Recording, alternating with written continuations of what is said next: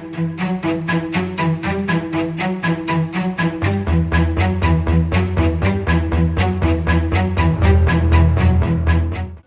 Friends, చిన్నప్పుడు మనల్ని ఎవరైనా పెద్దయ్యాక ఏమవుతావు అంటే టక్కున మనం ఏం చెప్తాం? పోలీసో, కలెక్టరో లేదా ఆర్మీ, సైంటిస్టు అవుతానని చెప్తుంటాం. కానీ కొందరు మాత్రం వ్యోమగామి అవుతానని చెప్తారు.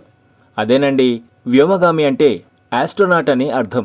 జనరల్గా వ్యోమగాములకు శాలరీ ఎంతుంటుంది అనే విషయం తెలుసుకోవాలని చాలామందికి ఉంటుంది. ఇప్పుడు దీని గురించే తెలుసుకుందాం.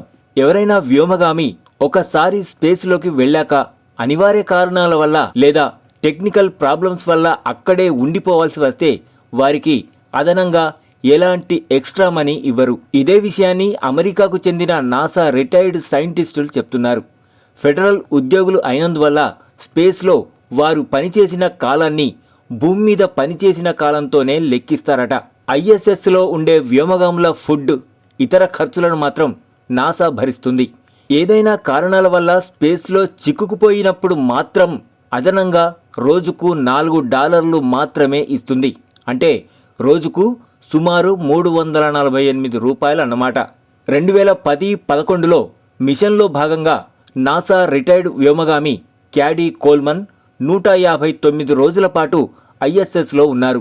అప్పుడు ఆమెకు $636 మాత్రమే అదనంగా చెల్లించింది నాసా. ఈ లెక్కన చూస్తే సునీతా విలియమ్స్, బుచ్ విల్మోర్లకు 9 నెలలకు గాను దాదాపు $1,100 మాత్రమే అదనంగా మనీ వచ్చే అవకాశం ఉంది. అంటే సుమారు ₹1,00,000. వాస్తవానికి నాసా ఎంప్లాయీస్ కూడా అమెరికా ప్రభుత్వ ఉద్యోగులు పొందే జీతభత్యాలే పొందుతారు.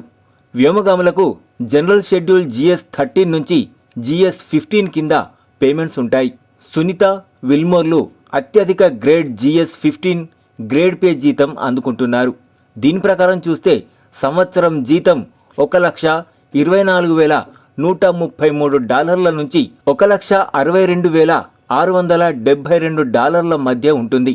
అంటే సుమారు 1,08,00,000 నుంచి 1,41,00,000 మధ్య శాలరీ ఉంటుంది.